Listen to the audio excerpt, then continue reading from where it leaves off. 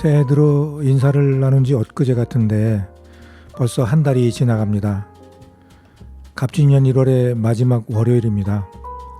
늘 새롭게 시작하는 날엔 마음가짐을 새로이 하고 나름대로 가슴에 약속 하나 챙기게 되지요. 어떻습니까? 여러분들은 스스로 한 약속 잘 지켜가고 계시는지요? 작심삼일이라는 말이 되지 않도록 끝까지 노력하셨으면 합니다. 저는 올 들어 체중을 줄여야겠다는 약속을 했는데요.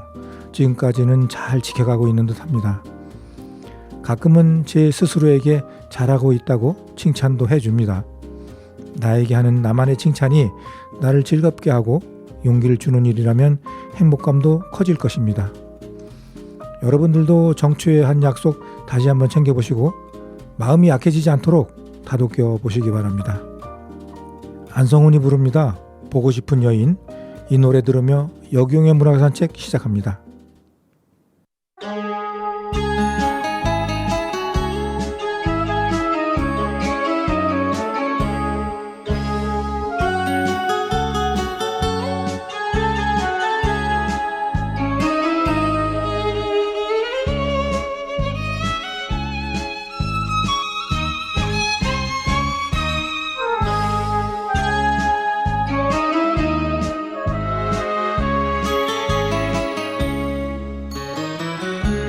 사랑했던 그 시절이 주마등처럼 스쳐가면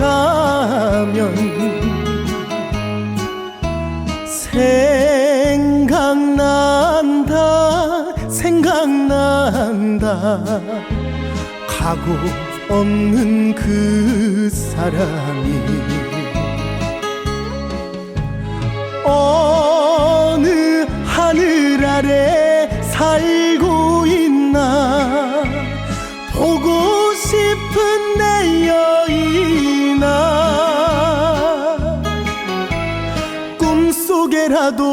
꿈속에라도 보고 싶구나 아하 내 여인아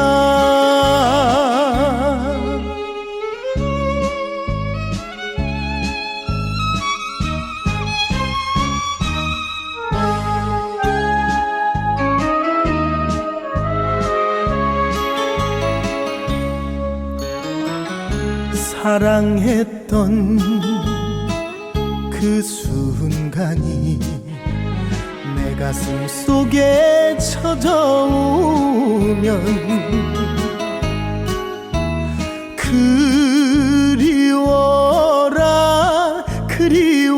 그리워라 다시 못 올 그 시절이 어느 하늘 아래 살고 있나 보고 싶은 내 여인아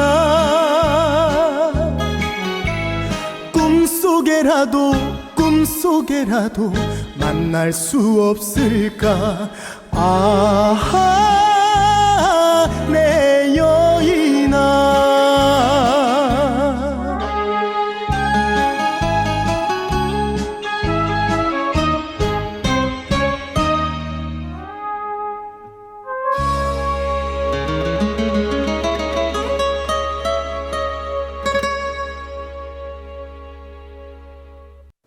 오늘 소개해드릴 시집은 시를 쓰고 싶었다는 제목의 시집입니다. 이 시집을 내신 시님은 서천문화원장님이시고 대한민국 예술명장이신 최명규 시인님이십니다. 나태주 시인께서 시작하는 말을 풀어주셨네요. 그것을 작가의 말과 함께 먼저 읽어드리도록 하겠습니다. 시작하는 말, 나태주. 사실 나는 최명규 시인의 시를 샅샅이 읽어보지 못했다. 이번에 기회가 주어져 출판 직전에 원고를 받아 읽어보았는데 의외로 좋은 점을 많이 발견할 수 있어서 좋았다. 무엇보다도 말법이 부드럽고 거침없는 점에 마음이 간다. 그뿐만 아니라 시어가 싱그럽고 시적 대상인 세상과 삶을 바라보는 안목이 싱싱하다는 점에서 놀라움이 있다. 시는 곧장 서사는 아니지만 실지의 삶의 근거를 두고 그 위에 번져나오는 투명한 감정을 소재로 하는 것인데, 최명규 시인의 시는 진정한 삶의 터전에서 시의 싹이 올라와 자라는 것이기에 건강하고 튼실하며 담백하며 구김이 없다. 시와 그림이 함께 들어가는 책이라 해서 살짝 시가 그림에 치일까 걱정이 없는 건 아니지만, 이 또한 독자를 위한 하나의 서비스라고 여겨 좋은 일이 아닌가 싶다. 부디 앞으로도 좋은 시를 써서 품격 높은 시인의 관을 스스로 찾아서 쓸 수 있기를 바란다. 이렇게 쓰셨습니다. 우리 최명규 시인께서는 부족한 시를 읽어주시는 당신께 이렇게 작가의 말로 문을 여셨네요. 읽으시고 상처받은 가슴에 치유의 시간이 되시고 사랑과 기쁨의 감성이 샘솟아나시고 영적으로 감사의 마음이 저와 교감되시길 빕니다.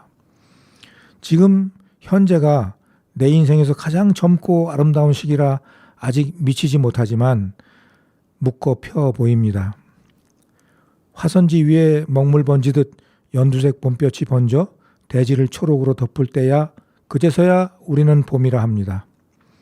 한 달 전부터 언 땅이 녹으면 벌들은 다리에 화분을 안고 새끼를 기르는데 나이 70줄이 되어 두 번째 시집을 내니 어디서든지 글을 쓴다고 부끄러워 어디 말하겠는가. 먼지처럼 흩어지기 전에 온몸을 던져 내 영혼에 불을 지르고 살아가는 게 저의 숙명입니다. 23년 10월 이렇게 작가께서 말씀을 하셨습니다. 최명규 시인의 시집 시를 쓰고 싶었다는 본인이 직접 그린 그림을 넣어 시를 쓰신 것이 특징이고, 그러다 보니 그림과 시가 어떻게 공감대를 만들어낼까 하는 것이 궁금했습니다. 이 부분은 저와 나태주 시인님의 생각이 비슷했던 모양입니다. 시를 읽고 치유의 시간이 되라고 일러주시는 시인의 자상함과 사랑과 감성이 기쁨으로 피어나라는 소망이 담긴 작가의 말을 가슴에 담으며 최명규 시인의 시를 소개하고 탐구해 보도록 하겠습니다. 역시 이 시집도 4부로 되어 있는데요. 먼저 1부 백로에 실려있는 시를 하나 소개합니다. 제목이 백로라는 시입니다.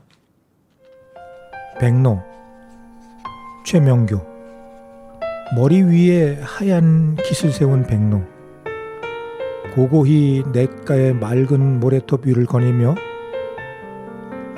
유유자적하게 피라미를 잡아야 제격이련만 썰애질하는 트랙터 뒤를 졸졸 따르며 흙탕물 뒤집어 쓰고 땅강아지를 잡는 모습이라니. 선비행세하고 살아온 너의 그 위선과 추한 꼴을 꾀꼬리가 보고 비웃음으로 고하는 걸 봐도 아, 배고픈 데는 장사가 없구나.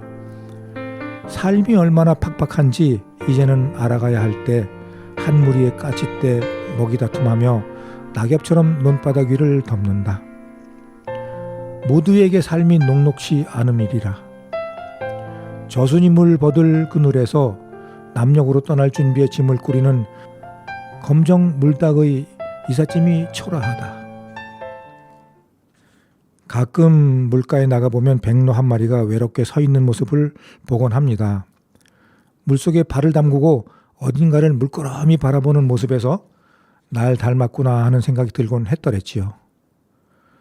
슬픈 사회현실을 백로를 통하여 비추어 본 시인의 해안이 놀랍습니다. 고고하고 깨끗한 척하지만 실제 모습은 흙탕물 뒤집어 쓴 듯 초라한 모습의 백로가 우울한 마음을 더욱 슬프게 짓누릅니다. 사회가 그렇습니다. 위선과 추한 모습으로 가득한 모습, 비리와 자기 모순으로 가득한 현실 속에 어떤 무리들을 보며 삶의 팍팍함을 시인은 느끼고 있는가 봅니다. 그래서인지 마지막 년이 눈길을 사로잡습니다. 지친 마음으로 기대를 저버린 아픈 현실 앞에서 초라한 물닭이 되어버린 스스로를 안타깝게 바라봅니다. 자, 노래 한 곡 듣고 이어가 보겠습니다. 조항조, 만약에.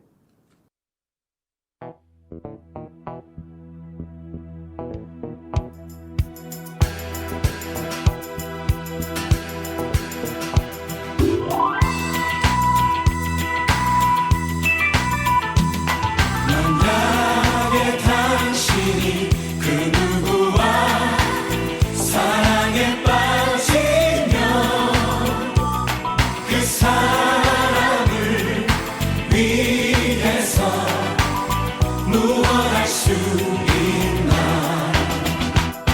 텅 빈 세상 살아가는 이유가 만약에 너라면 어떡하겠니. 사는 동안 단 한 번의 사랑이 만약에 너라면 허락하겠니. 얼마나 더 많이 외로워해야 널 끌어안고서 울어볼까. 이제는 더 이상 지칠 몸조차 비워둘 마음조차 없는데 또 다른 이유로 널 못 본다면 나 살아가는 의미도 없지. 만약에 널 위해 나 죽을 수 있다면 날 받아주겠니.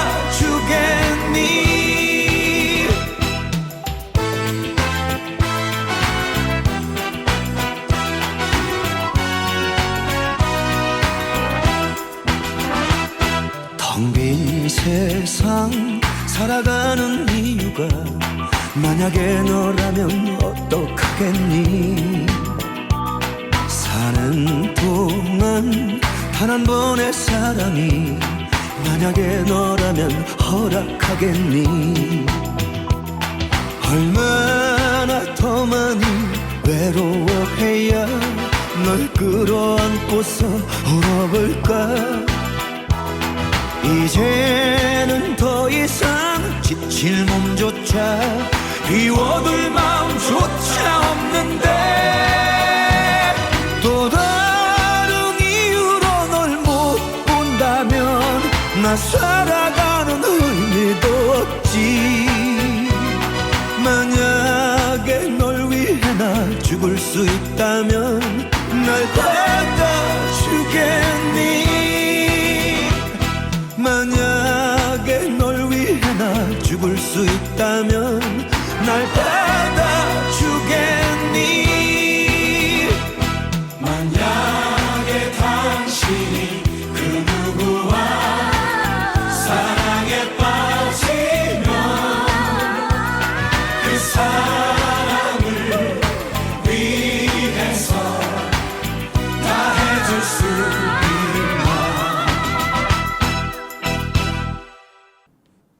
지금 여러분은 98.9MHz 세종 FM 여기용의 문화가산책을 듣고 계십니다. 다음에 시 하나 또 소개합니다. 2부에 이르는 말에 실려있는 시인데요. 서천수산시장이라는 시입니다. 서천수산시장. 그곳에 가면 농어며 광어가 관광을 즐긴다. 수족관 안에서 별별 손님들을 바라보며 자신들이 언제 도마에서 살이 얇게 썰어지는가 보다. 물 없이 살아가는 처음 보는 군상들. 차짓한 수족관에 엎드려 그물이 갈자리처럼 깔려있는 바닷속보다 흥미진진하다. 물속 삶이나 별반 다를 게 없는 물 밖에도 가시가 보인다. 살 속에 가시를 숨기지 않고 성게처럼 밖으로 내민 것들. 표정 없이 예리한 가시를 고추 세우고 옆에 다가오는 발자국 소리. 그림자 하나 밟히는 것도 허락하지 않는 삶의 비늘과 가시가 비장함으로 거리를 오간다. 말 몇 마디에 동료 광어가 바닥을 두드리는 소리.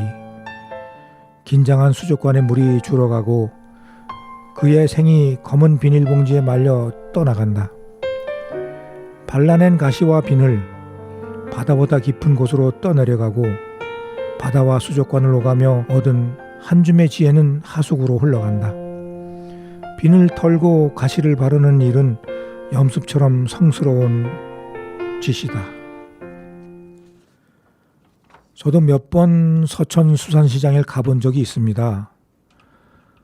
그럴 때마다 다른 곳과 다르게 활기찼던 모습이 기억에 남더라고요. 이 시에서 시인은 펄떡이는 광어에서 가시를 잔뜩 세운 성게에서 세상을 향해 외치는 외마디 비명 같은 호소를 듣게 합니다. 우리는 살면서 때로는 보이게, 때로는 보이지 않게 가시를 세우며 살고 있습니다. 지나치게 자기 보호적으로 누가 자기 영역을 넘볼까봐 몸부림치며 삽니다. 광어의 펄떡이는 모습에서 시장 상인의 열정을 외마디 비명처럼 들려줍니다. 살고자 하는, 살아야 한다는 몸부림, 바로 그것일 것입니다. 그렇게 수족관을 채우고 비우며 삶은 이어집니다. 아픈 흔적은 하숙으로 흘러들며 말이지요. 또 한편의 시를 봅니다. 쪽팔리는 날이라는 시입니다. 읽어보니 재미있는 시입니다. 소개해드리겠습니다. 쪽팔리는 날, 최명규. 비누 거품을 뒤집어 쓰고 머리 감는데 아내가 소리를 지른다. 샤워하며 오줌 싸지 마. 저런 제기랄. 저 귀신은 어찌 샤워하며 오줌 싼 걸 알았지? 좌변기에 서서 오줌 누지 말고. 남자의 마지막 자존, 서서 오줌 싸는 걸 남자 자존심이 와그작 무너져 내리는 쪽팔리는 날이다. 쪽팔리다는 말은 뭔지 모르게 창피했다라는 강한 표현으로 쪽팔리다라고 말을 하곤 하는데요.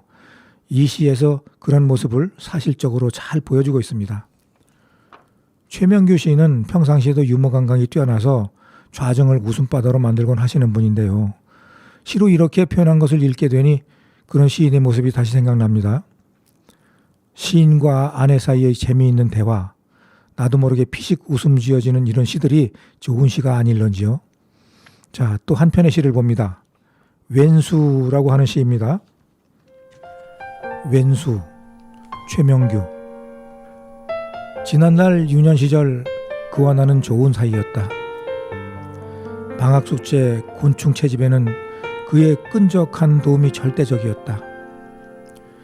장대 끝에 동그란 테를 달고 거미줄을 떼어 붙여 매미와 잠자리를 잡았다. 그와 나 사이에 틈새가 벌어지기 시작한 것은 내가 벌을 키우기 시작하면서다. 그들은 밤새 어디 틈새에 든 정교한 그물을 짜 넣고는 애지중지 자식 같은 벌들을 노렸다. 여명의 줄에 감각을 올리고 미세한 벌들의 날갯짓을 기다렸지. 끈적이는 그물의 올 위에서 너는 안전한 너만의 신을 신고 감각의 한쪽 발을 올리고 허공에 투망을 던진 자. 저도 이런 추억이 있습니다. 거미줄로 만든 매미채였는데요. 둥그렇게 테를 만들어 긴 장대 끝에 달고 거기에 거미줄을 둘둘 감아서 날아다니는 곤충을 향해 휘두르면 몇 마리씩 어김없이 달라붙곤 했던 완전 무공의 매미채였습니다. 방학 숙제로 곤충 채집이 나오면 어김없이 만들어 재미있게 가지고 놀았던 기억이 있는데요. 최명규 시인께서도 그런 추억이 있으셨나 봅니다. 같은 추억을 공유했다는데 또 다른 즐거움을 줍니다. 최명규 시인께서 벌을 키우시고 계시나 봅니다. 여기저기 정교하게 그물을 치고 벌을 노리는 거미줄을 즐거웠던 추억이 아닌 현실 속의 방해꾼이 된 속내를 가감없이 이야기하고 있네요. 거미는 거미줄로 허공에 투망을 던진 자 맞습니다. 자, 노래 듣고 이어가 보겠습니다. 한혜진, 너는 내 남자.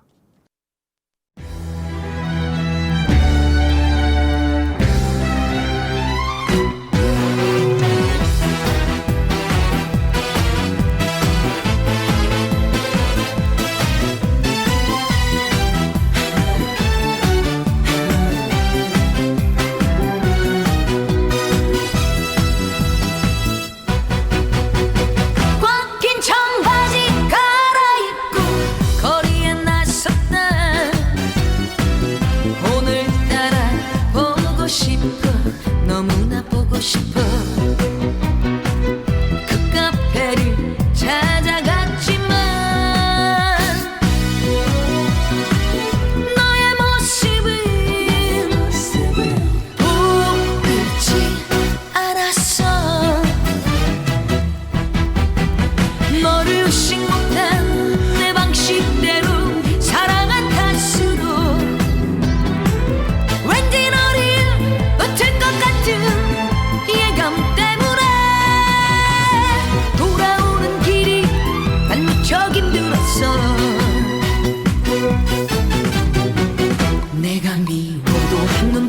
팔지마. 너는 내 남자. 그래도 언제나 너는 내 남자.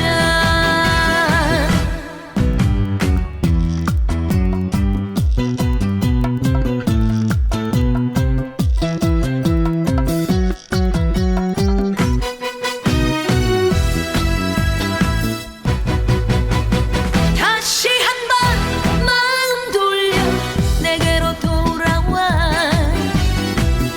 오늘따라 보고 싶어. 너무나 보고 싶어. 그 카페를 찾아갔지만 너의 모습은 보이지 않았어. 너를 이해 못한 내 방식대로 사랑한 탓으로 왠지 너를 놓칠 것 같은 예감 때문에 돌아오는 길이 난 무척 힘들었어. 내가 미워도 한눈 팔지마. 너는 내 남자. 그래도 언제나 너는 내 남자. 너를 의식 못한 내 방식대로 사랑한 탓으로 왠지 너를 놓칠 것 같은 예감 때문에 돌아오는 길이 난 무척 힘들었어. 내가 미워도 한눈 팔지마. 너는 내 남자. 그래도 언제나 너는 내 남자.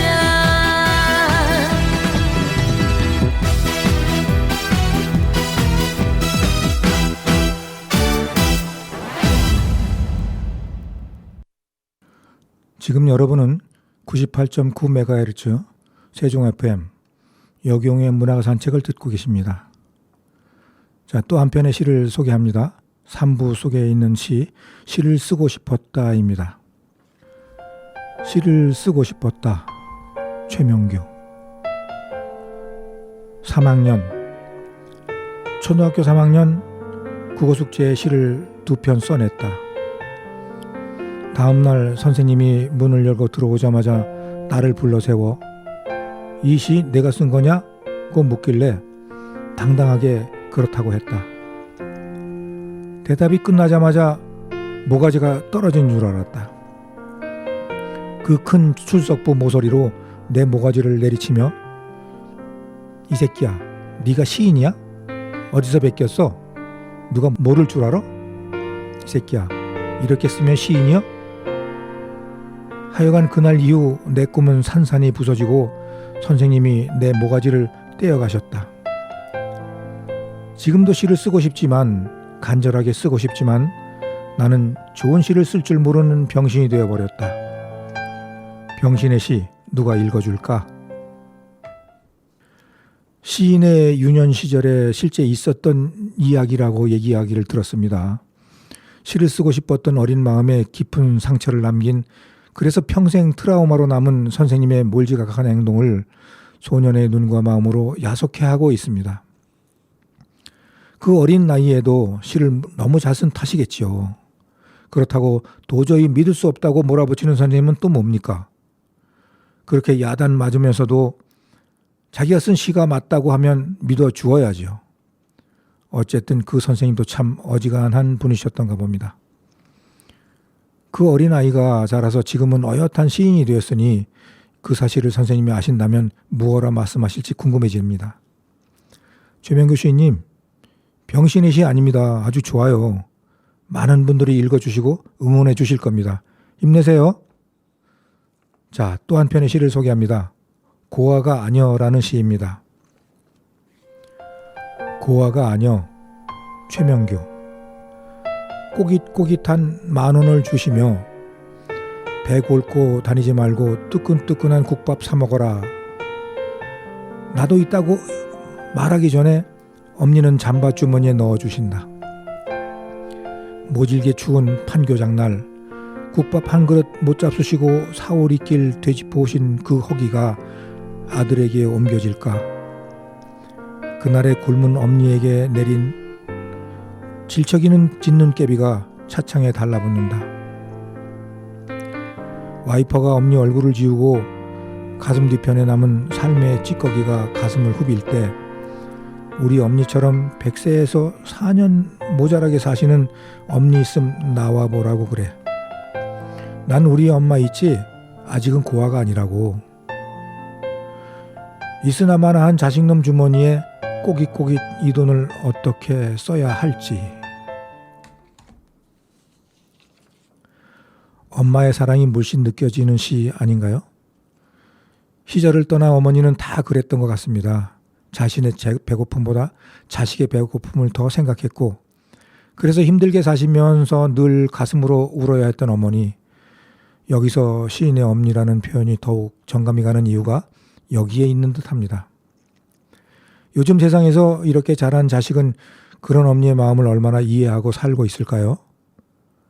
그러나 시인은 그런 어머니를 무척 자랑스럽게 가슴에 담고 감사하며 사랑하고 계십니다. 자, 또 한편의 시를 봅니다. 겸손해지는 날이라고 하는 시네요. 겸손해지는 날, 최명규. 아침에 어린아이들을 만난다. 하늘이 높아 보이고 가슴이 뛴다. 저맘때 무심히 보낸 시간이 아까워 고개를 숙인다. 큰 사업가를 만나 인사를 하고 나면 사업하느라 뼈를 깎는 노력을 했을까 존경심이 생기고, 어려운 이웃을 만나면 물질 속의 발음과 오름을 지키느라 돈을 모으지 못한 애처로움이 생기고, 노인을 만난 날은 인생을 요리조리 경영하다 구부러진 그림자만 봐도 고개를 숙인다. 누구든 파닥인다. 늙은 숭어처럼 민물을 짠물 가리지 않고 오늘 하루 머리를 숙이고 다닌다. 누구에게나 쉽지 않은 게 인생이니 머리 숙여라. 이 시를 통하여 시는 겸손해지라고 이야기를 하는 듯합니다. 요즘 사느라고 바빠서 그런다지만 겸손은커녕 거만하고 자기만 하는 편협함이 점점 더 커지는 세상이 아닌가 생각합니다. 상대방을 무시하고 질책하고 못살게 굴어야 대단하게 잘난 사람인 양 인정해주는 세상이라고 말하는 사람도 있더라고요. 다 그런 거는 아니지만 말입니다. 자, 다른 시 하나 또 볼까요? 이번에는 4부에 있는 시 중에서 하나 골라보겠습니다. 빈 외양간이라는 시입니다. 빈 외양간, 최명규. 벚나무 잎은 다소 급하게 귀뚜라미 울음을 덮어가고, 외로움은 고독과 거리를 재며 이파리를 슬프게 물들였다. 이끼와 물도 외로움으로 물들여진 이불을 덮어쓰고 정강이 살이 빠져 야윈 귀뚜라미도 잠들었다. 등골이 휜 초라한 폐가 대들보 위 망초꽃 피고, 날개에 부러진 선풍기가 기울어진 가세를 날리듯 마루를 지켜 9 식구의 그림자는 어디에도 없다. 주인 없이 비워진 외양간에 걸린 소방울만 가을 바람을 불어 낭낭한 정막을 울음으로 토해낸다. 노곤하게 살아온 삶을 위로하고 급하게 요양병원으로 떠난 소주인은 찾아오는 자식 없이 그저 망연히 쟁기를 챙겨 밭을 갈아야 한다고 말하더니 낙엽만도 못한 수의 한 벌 챙겨 입고 먼 길 떠났다.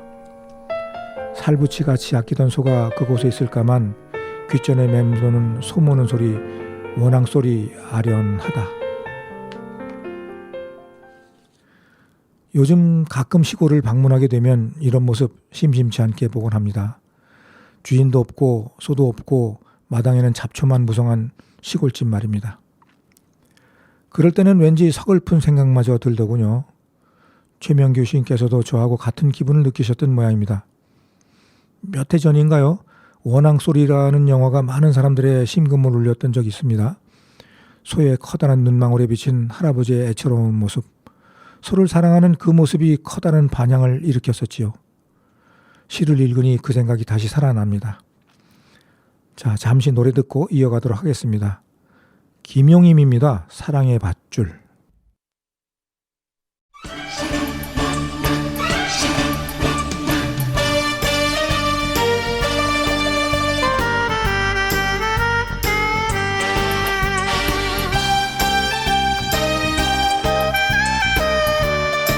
밧줄로 꽁꽁 밧줄로 꽁꽁 단단히 묶어라 내 사랑이 떠날 수 없게 사랑의 밧줄로 꽁꽁 묶어라 내 사랑이 떠날 수 없게 당신 없는 세상을 단 하루도 나 혼자서 살 수가 없네 바보같이 떠난다니 바보같이 떠난다니 나는 어떡하라고 밧줄로 꽁꽁 밧줄로 꽁꽁 단단히 묶어라 내 사랑이 떠날 수 없게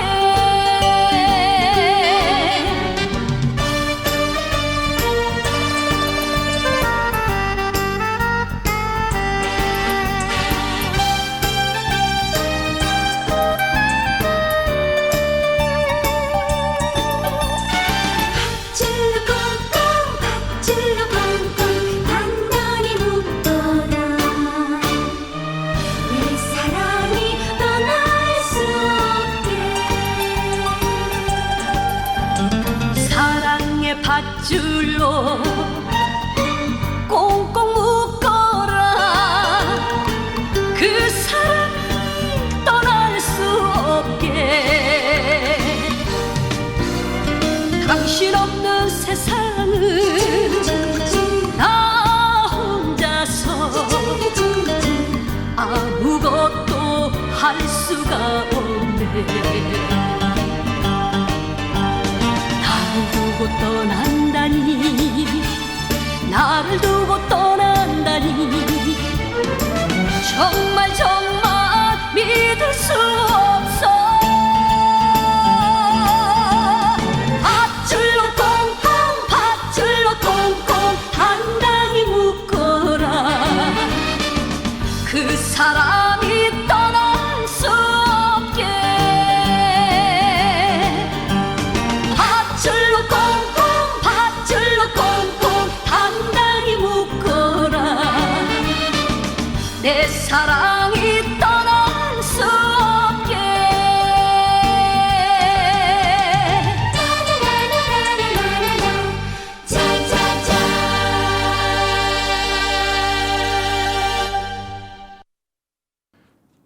지금까지 읽어드린 최명규 시인의 시들이 참 맛깔납니다. 비유와 은유가 적당히 섞인 아름다운 시. 그 속에서 시인의 하고 싶은 이야기가 가감없이 숨어 있음에 읽는 내내 기분 좋게 합니다. 자, 또 한 편의 시를 소개합니다. 비대변기라는 시입니다. 비대변기, 최명규. 담아둘 수 없다. 기다릴 수 없는 순백의 백자 위에 앉고 나서야 삶이 행복한 걸 느낀다. 다급한 순간에 행복일 수 없다. 물소리와 함께 기우는 지구의 한 모퉁이에 배뇨의 쾌감도 쓸려간다. 물은 뜨뜻하고 뽀송이 말려주는 일까지. 아무도 도움 줄 수 없고 누구에게서도 도움받지 못하는 작업. 지구의 생성에서부터 비롯된 4억 년 동안 지구상에 가장 길게 이어진 이 어마어마한 역사를 비대라는 미식개가 뭉개버렸다. 옛말에 분에 넘치는 도움을 바라는 사람을 밑까지 씻겨달란다는 말이 있었다. 난 오늘도 밑을 씻겨달라 철면피하게 버튼을 누른다. 요즘에는 화장실을 가도 즐겁게 평안하게 일을 봅니다. 우리나라 화장실이 워낙 관리가 잘 되고 있어 그렇기도 하지만 문명의 발달로 청결함이 더해졌기 때문이 아닌가 합니다. 배변으로 시원해진 속을 비데라는 시설로 깨끗하게 해주니 일을 마치고 났을 때 더없이 상쾌한 기분이 들기도 하지요. 그런 문명의 이 길을 즐겁게 사용하면서 느낀 다양한 감정의 스펙트럼을 펼쳐 보입니다. 한편으로는 거기에 의지하고 있는 자신을 바라보는 모습을 평안한 마음으로 관조하는 그런 시입니다. 잘 감상했습니다. 시는 이렇듯 다양한 것에서 나를 발견하고 그 속에서 변화하는 내 마음을 알아채는 순간을 표현하는 겁니다. 참 얼마나 멋진 일인지 모릅니다. 시간이 지나고 한참 뒤에 자기가 쓴 시를 읽으며 아, 그때는 그랬구나 하고 돌아보는 시간도 즐겁고 행복하답니다. 또 한편의 시를 볼까요? 지팡이라고 하는 아주 짧은 시입니다. 지팡이, 최명규. 의지하고 살아가는 삶, 나이 먹음을 위한다는 명분, 그 하나만으로도 자넨 성공한 삶이네. 4줄짜리 아주 짧은 시입니다. 지팡이에게 고마워하는 마음인 듯 느껴집니다. 나이 먹은 사람을 위하여 버팀목이 되어주는 삶, 그것 하나만으로도 충분히 성공했다고 하는 시인의 말에 격하게 공감을 느낍니다. 우리는 지금까지 살면서 지팡이처럼 다른 누군가를 위해 정성을 다한 적이 있는지 돌아보게 합니다. 지팡이에 그런 생각을 하니 많이 부끄러워지네요. 혹시 지팡이만도 못한 삶을 사는 건 아닌지 돌아봅니다.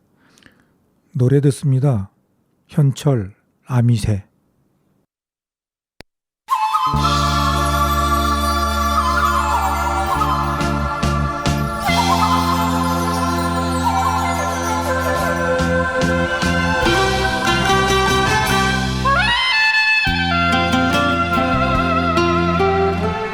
아름답고 미운 새 아미새 당신 남자의 애간장만 태우는 여자 안 보면 보고 싶고 보면 미워라 다가서면 멀어지는 아름다운 미운 새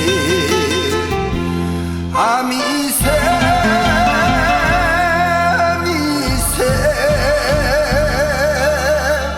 아미새가 나를 울린다 신 길의 사랑인가 아미새야 아미새야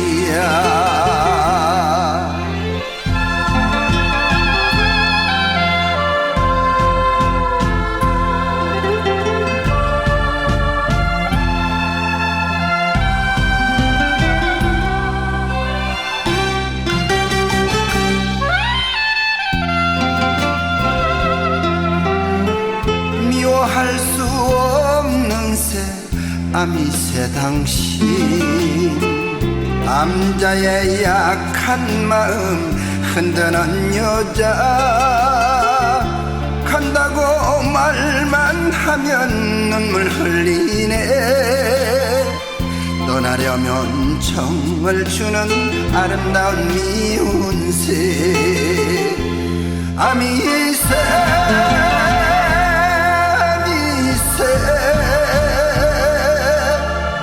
아미새가 나를 놀린다 신 길의 사랑인가 아미새야 아미새야 아미새 아미새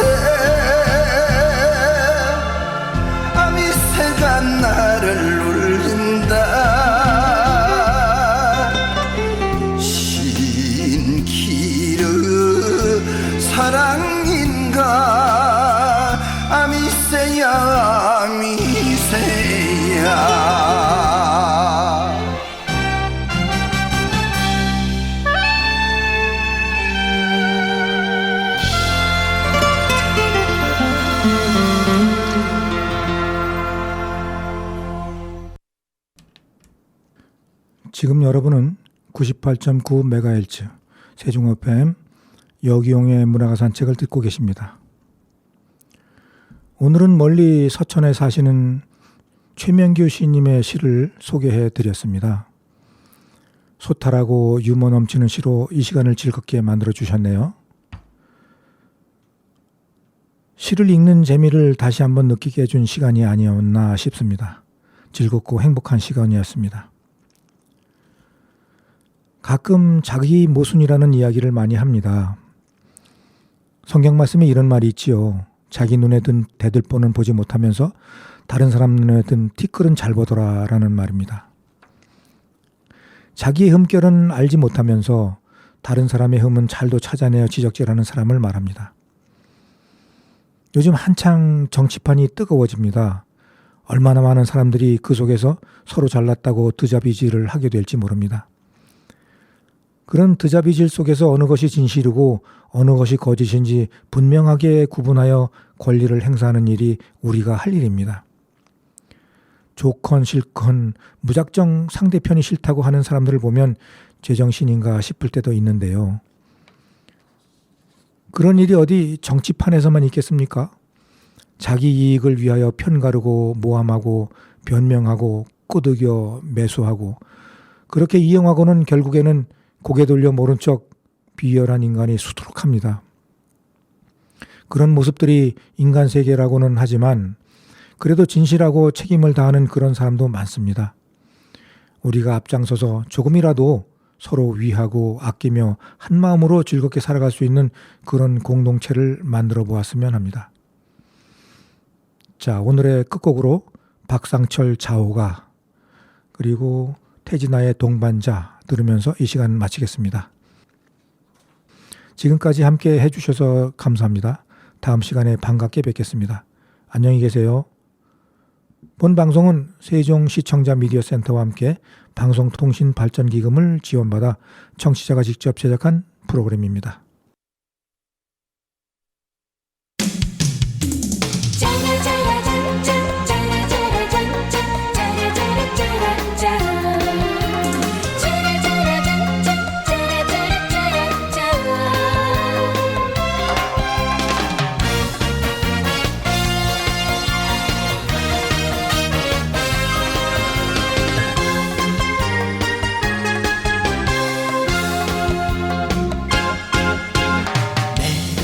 떠나간 그 사람 이름은 차오이었어요. 그 사람 어깨에 날개가 있어 멀리 멀리 날아갔어요.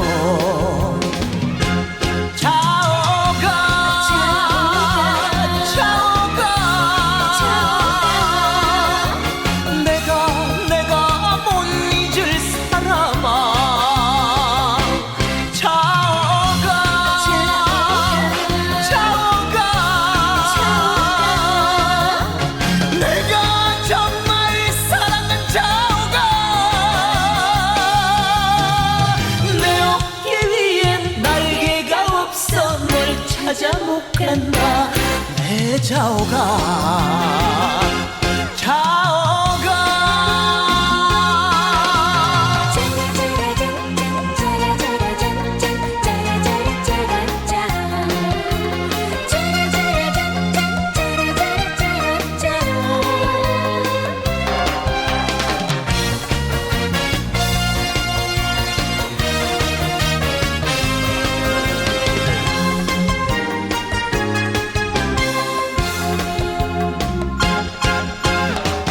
지금은 어디서 무엇을 하는지 어디서 어떻게 살고 있는지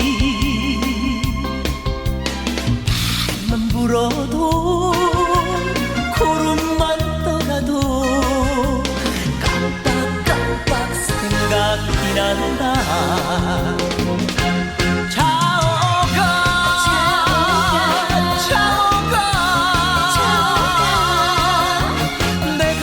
내가 못 잊을 사람아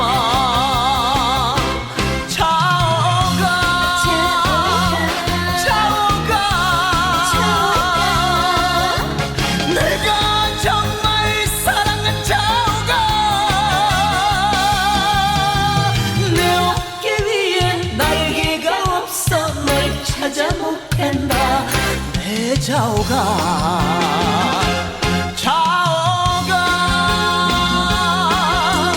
내 어깨 위엔 날개가 없어 널 찾아 못 간다 내 자오가 차오가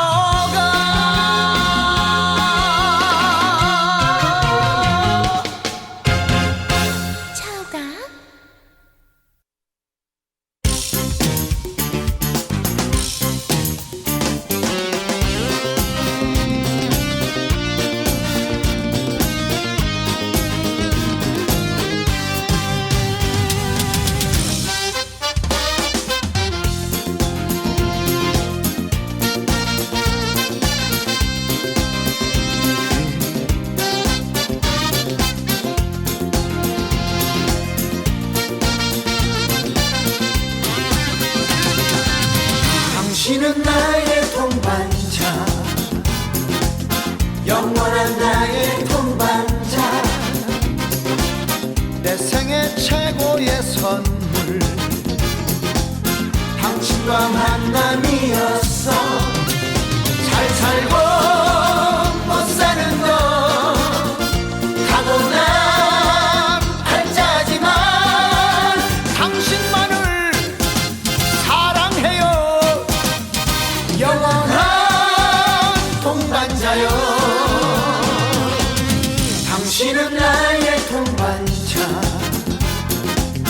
영원한 나의 동반자 내 생애 최고의 선물 당신과 만남이었어 잘 살고 못 사는 거 타고난 팔자지만 당신만을 사랑해요 영원한 동반자요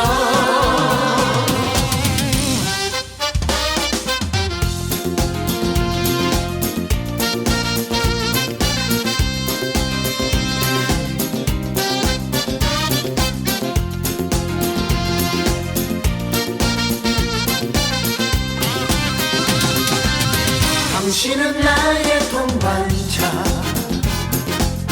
영원한 나의 동반자 내 생애 최고의 선물 당신과 만남이었어 잘 살고 못 사는 거 타고난 팔자지만 당신만을 사랑해요 영원한 동반자요 영원한 동반자요 영원한 동반자요